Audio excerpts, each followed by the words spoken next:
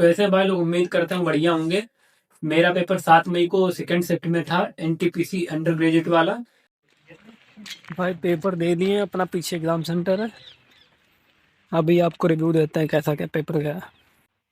वहाँ पे वीडियो बनाने का टाइम मिला नहीं, इसलिए आज बना रहा हूँ वीडियो में। अभी डाल दूंगा जल्दी से। बताऊँ हर एक चीज बात करेंगे। क्या लेवल है, क्या डिफिकल्टी लेवल तक, क्या क्या क्वेश्चन है, कैसे क्या, ठीक है। तो देखो भाई, जैसे ही मेरा पेपर कंप्लीट हुआ, मैं बाहर निकला। ये ये एडमिट कार्ड का पिछला वाला सेकंड वाला पेज है, ठीक है।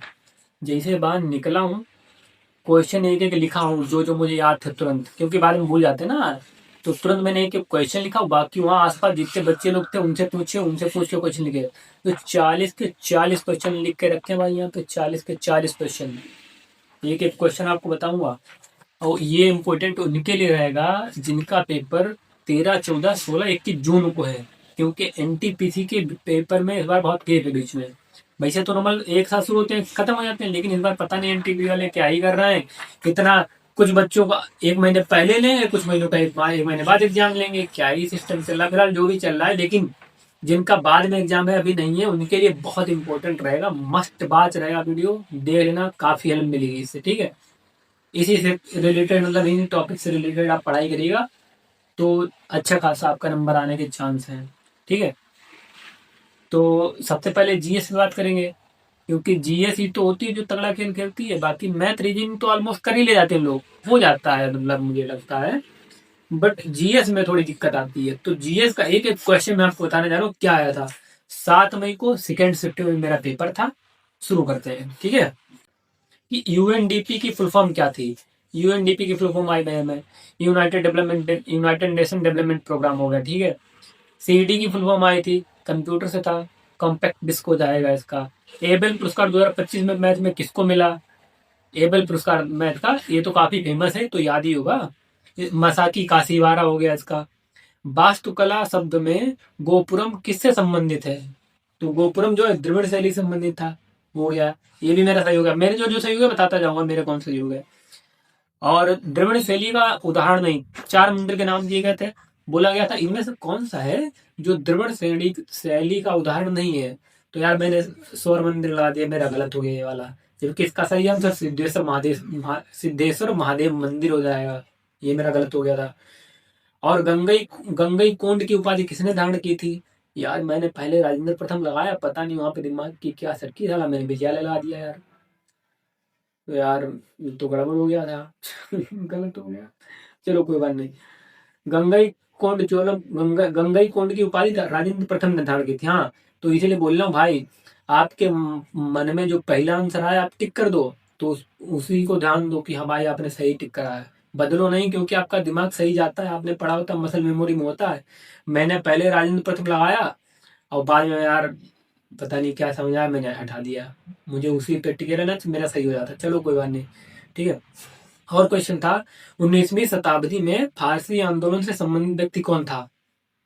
तो उसका आंसर दादू मियाँ हो जाएगा, सही है। ये मेरा सही हो गया था। और एक पुस्तक आई थी, कि पुस्तक गीता रहस्य किसने लिखी है। तो गीता रहस्य लिखी है बाल गंगाधर तिलक ने, और मैं कुछ और ही लगा के आया हूँ यार। ये भी गलत हो गया। चलो, साइमन कमीशन का विरोध, मतलब हाँ, क्वेश्चन आ रहे हैं जीएस में, स्टेटमेंट वाले भी आ रहे हैं भाई। सिंपल तो कुछ आ ही रहे हैं। अब जैसे लाला लाजपत राय का क्वेश्चन था, ये मेरा तो हो गया, क्योंकि नॉर्मल था। लाला लाजपत राय साइमन कमीशन का विरोध किया था। ये क्वेश्चन था कि लाला लाजपत राय ने इनमें से कौन से कार्य किए हैं। तो 4 ऑप्शन दिए, चारों बड़े लंबे लंबे थे, उनमें बताना था कौन सा था। तो साइमन कमीशन तो सही हो गया। फिर एक इजी क्वेश्चन आता है, रजिया सुल्तान का कार्यकाल पूछा था, टाइम पीरियड किस, मतलब कार्यकाल इन द सेंस शासनकाल पूछा था। तो ये तो सबको पता, 1236 से 1240 इजी था, हो गया था। और एक क्वेश्चन था, उष्णकटिबंधीय पर्णपाती वन का उदाहरण कौन सा है। उष्णकटिबंधीय पर्णपाती वन सागौन हो जाएगा, मेरा सही हो गया था। और डीपीएसपी की प्रकृति पूछी थी, डीपी पॉलिटी का क्वेश्चन था, डीपीएस की प्रकृति कैसी होती है, मतलब ये गैर न्यायसंगत होती है, पता है, नॉन जस्टिसएबल होती है, सही हो गया था।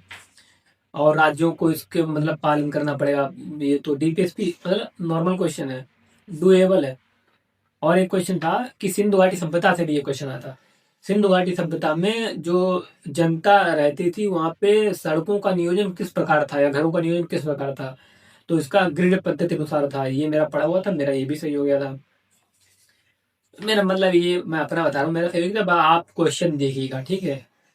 सॉफ्टवेयर जो टेक्स्ट आधारित दस्तावेज बनाता है, एमएस वर्ड हो जाएगा कंप्यूटर का। ये भी कंप्यूटर का देखो, एक सीडी की फॉर्म आ गई थी, एमएस वर्ड वाला हो गया था, दोनों नॉर्मल क्वेश्चन थे। और पॉलिटिक्स एक और क्वेश्चन था कि सिंगल सिटीजन के कौन सा आर्टिकल में है, मतलब आप अगर किसी दूसरे देश की नागरिकता ग्रहण कर लेंगे तो भारत की नागरिकता स्वतः समाप्त हो जाएगी। ये कौन से आर्टिकल में दिया गया, तो आर्टिकल 9 में है। ये तो पढ़ा हुआ था, सही हो गया था। और आर्टिकल से क्वेश्चन आ रहे हैं यार भाई, आर्टिकल से 3-4 क्वेश्चन थे। एक तो ये आर्टिकल 9 हो गया, और इधर डीपीएसपी में से गया, और एक 141 वाला आर्टिकल आया था, ये भी पढ़ा हुआ आर्टिकल था। कि 141 में क्या था, उसमें पूछा गया था कि 141 में क्या बताया गया, तो उसमें ये था कि सुप्रीम कोर्ट का जो कानून होगा सभी अधीनस्थ न्यायालयों पे, सब पे लागू होगा, ये वाला उसका आंसर हो जाएगा।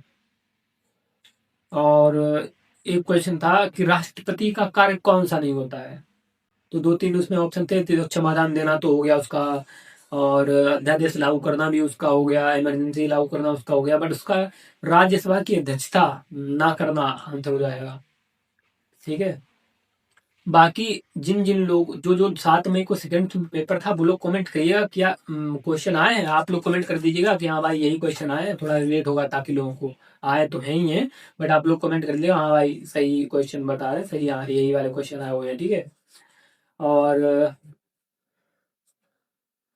ग्लोबल समिट ऑफ वुमन था, ये कहाँ हुई थी, ये बर्लिन में हुई थी 3 से 5 जुलाई। जुलाई का करंट, हाँ करंट अफेयर जुलाई का आ रहा है, जुलाई मार्च करंट अफेयर आ रहे हैं 8-10 क्वेश्चन, मतलब बहुत आगे पीछे हैं, मतलब ये नहीं कि जुलाई 11 आगे पीछे काफी आ रहे हैं, तो जुलाई का क्वेश्चन हो गया, ठीक है।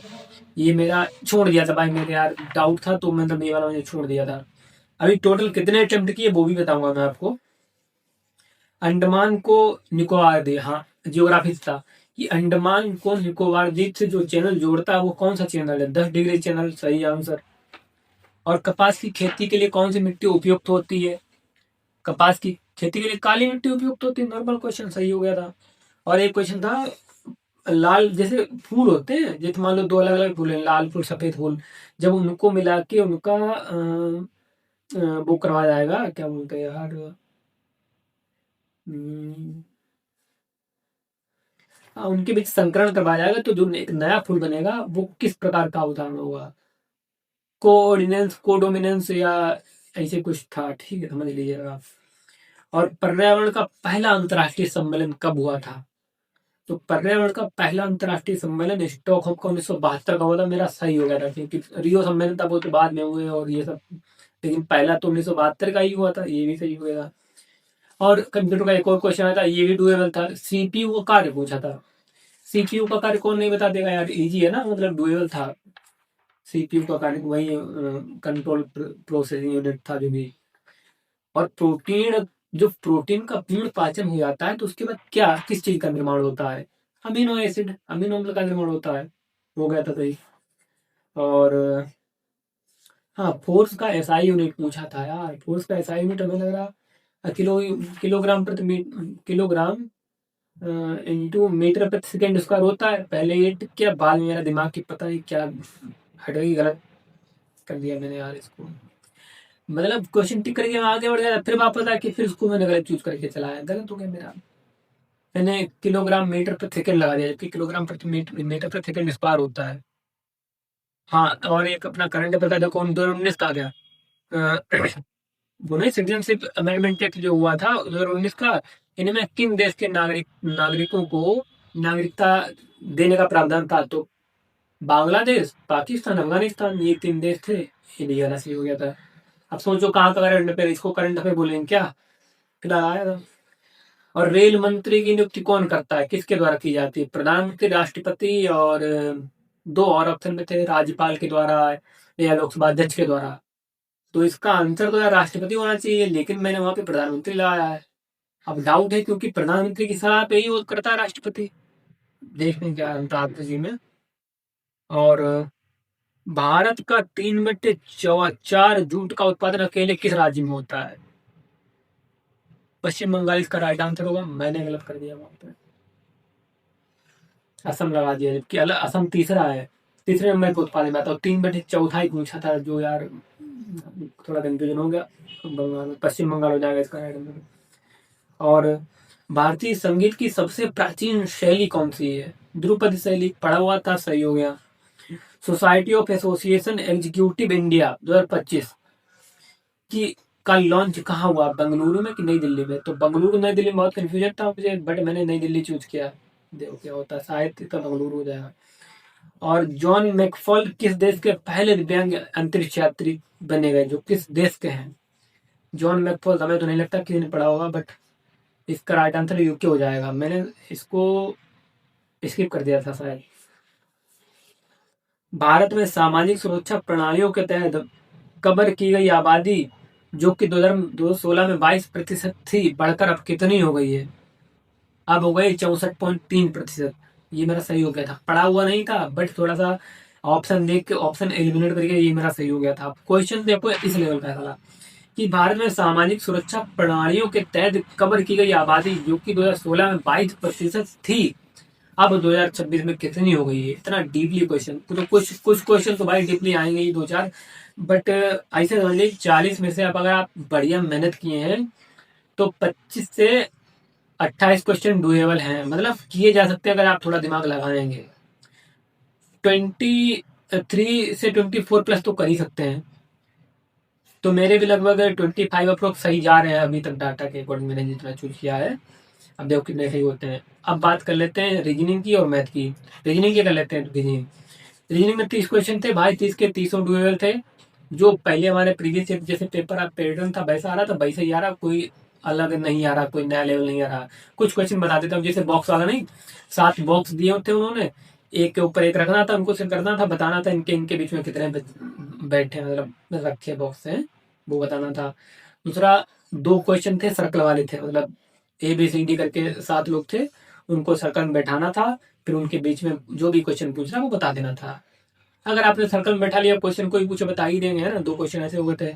और नंबर वाला था, जैसे उन्होंने क्या कर रखा था, जैसे एक नंबर दे दिया और बोला कि 7-8 डिजिट का एक नंबर था, मैथ में, गणित का, रीजनिंग में, सॉरी रीजनिंग में एक नंबर दे दिया, ठीक है। उसमें क्या था कि जो सम नंबर है उनमें 2 जोड़ो, जो विषम है उनमें से घटाओ, ठीक है। और इस प्रकार आरोही पर अरेंज करो, फिर उनके बीच बताओ बाएं से तीसरा नंबर और दाएं से तीसरे नंबर को जोड़ के बताओ कितना हो जाएगा। इजी था मतलब, अगर आप पढ़ेंगे अच्छे तो हो जाएगा, आई नो दैट। और सेकेंड वाले क्वेश्चन थे, जैसे वो नहीं होता कोडिंग टू कोडिंग वाले, यार इजी क्वेश्चन थे, तो हो जाएंगे। और ब्लड रिलेशन के 2 क्वेश्चन थे, डुएबल थे, ज्यादा टफ नहीं थे, ठीक है। तो मैथ में कुछ वो सॉरी रीजनिंग में कुछ ज्यादा डिस्कस करने की जरूरत नहीं है, आप मुझे पता 30 मार्क आएंगे।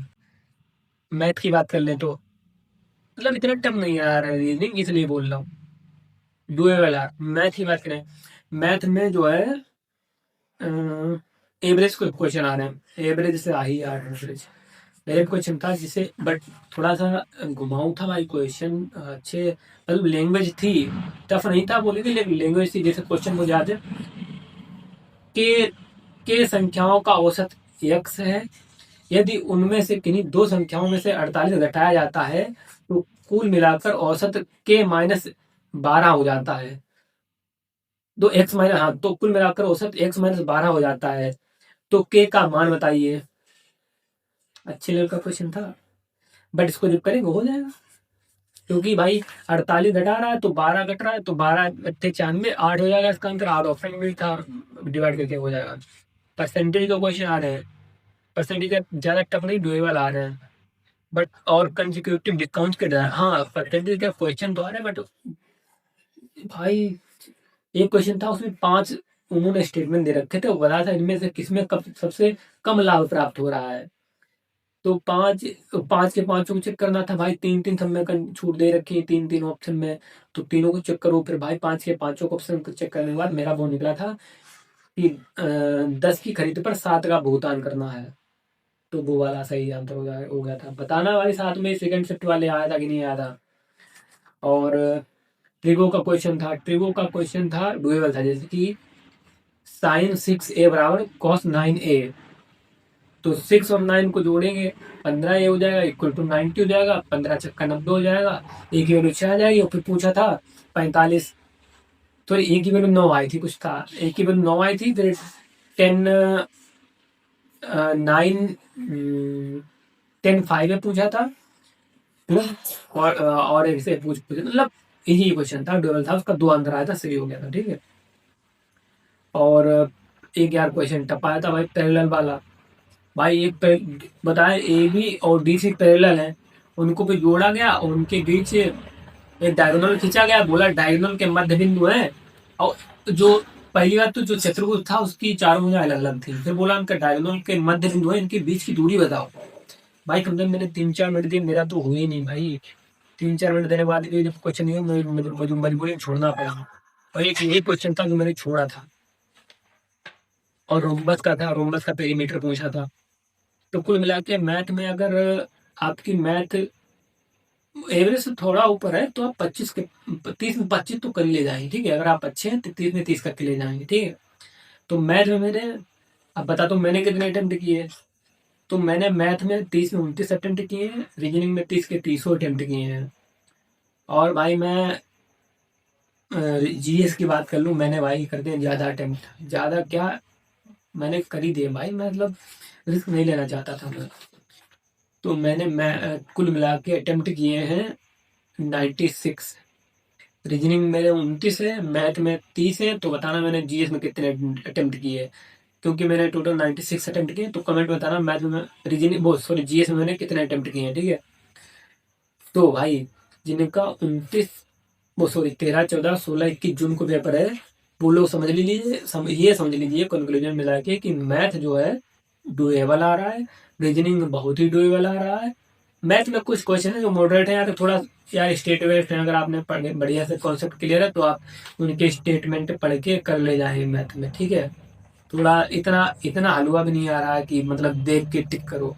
कुछ क्वेश्चन एक दो हैं जो देख के टिक कर सकते हो, बट स्टेटमेंट है कुछ कुछ क्वेश्चन में आप कर ले जाएंगे, अगर थोड़ा सा प्रीवियस से प्रैक्टिस कर लें तो हो जाएगा। कुछ नया नहीं है, मतलब ऐसा नहीं कि पता नहीं क्या ही पूछ दिया, क्या ही डिफरेंट आ गया, ऐसा कुछ नहीं। Similar as previous year papers, ठीक है। रीजनिंग हो जाएगा आपका, बस जीएस में थोड़ा करंट अफेयर पढ़ लेना, और अपने जो क्वेश्चन है पीपीआई की पढ़ लो यार, उन्हीं में काम हो जाएगा जहाँ तक उम्मीद है। और थोड़ा सा ऑप्शन एलिमिनेट करके अटेम्प्ट करना, बढ़िया हो जाएगा। और नंबर ऑफ अटेम्प्ट बढ़ा के ही करना भाई, 80 से 90 तक अटेम्प्ट तो करने ही करना, 80 भी कम है, 90 प्लस ही अटेम्प्ट करो, क्योंकि कट ऑफ जाएगी, ज़्यादा उम्मीद है, ठीक है। और यही था। और हाँ, एक बहुत जरूरी बात है, जो पेपर हम लोग देते हैं तो बीच में जो फिंगर टिप्स और फोटो खींचने के लिए नहीं आते हैं, मतलब आप अपना फिंगरप्रिंट बोल आएंगे और आपका फोटो खींचेंगे, वहाँ पे एक जरूरी बात ये है कि जब अगर बीच में आए, मेरे साथ तो गड़बड़ हो गया भाई, मैं आपको बता रहा हूँ, आपके साथ ना हो इसीलिए बता रहा हूँ, ठीक है। मेरे साथ क्या हुआ कि वो फिंगरप्रिंट मेरी लेने आया, मेरी फोटो खींचना है, तो मेरा फिंगरप्रिंट ही नहीं मैच हो रहा उनकी मशीन में। इसके चक्कर में मेरे 10 से 12 मिनट बर्बाद हो गए, लगातार वो ट्राई करते रहे, मैं भाई परेशान हो गया भाई, बोला मैंने कहा सबको बुलाओ यार, फिंगरप्रिंट नहीं लगा तो दूसरी मशीन लेके आओ। वो सुनी नहीं है, बार बार उसी में ट्राई कर रहे हैं, इसके चक्कर में मेरे तक टाइम बर्बाद हो गया। अब समझो 90 मिनट में मेरे को कम से कम 75 के आसपास मिनट ही मिले हुए करने के लिए।